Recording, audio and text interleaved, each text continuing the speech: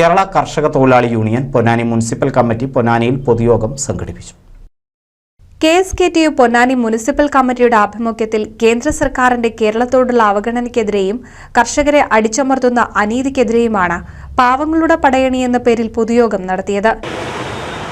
എന്നാലും ഞങ്ങൾ പിരിഞ്ഞു പോകുന്നില്ല തീരുമാനിച്ചപ്പോഴാണ് അവരുടെ വെടിയുണ്ടക്കാൻ തീരുമാനിച്ചത്. അതിലാണ് 23 വയസ്സായിട്ടുള്ള ചെറുപ്പക്കാരനായ ഒരു കർഷകൻ വെടിയേറ്റ് മരിച്ചതിന്റെ വാർത്ത നിങ്ങൾ പത്രങ്ങളിലൂടെ വായിക്കുന്നത്.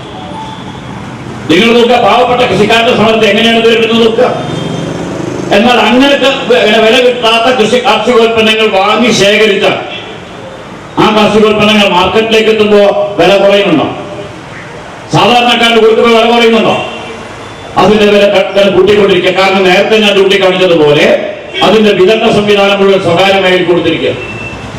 ആ സ്വകാര്യ മേഖലയ്ക്ക് വിതരണ സംവിധാനം കൊടുത്തത് കൊണ്ട് കുറഞ്ഞ വിലയ്ക്ക് അവർ വാങ്ങുക, കൂടിയ വിലയ്ക്ക് അവർ വിൽക്കുക. KSKTU ജില്ലാ എക്സിക്യൂട്ടീവ് അംഗം ശങ്കരൻ ചടങ്ങ് ഉദ്ഘാടനം ചെയ്തു. PT സുരേഷ് സ്വാഗതം പറഞ്ഞ ചടങ്ങിൽ KP ശ്യാമള അധ്യക്ഷത വഹിച്ചു.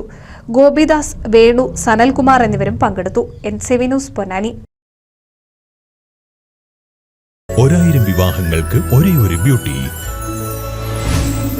Beauty silks, Edappal, Chavakkad, Triprayar, Puthanathani, Perinthalmanna.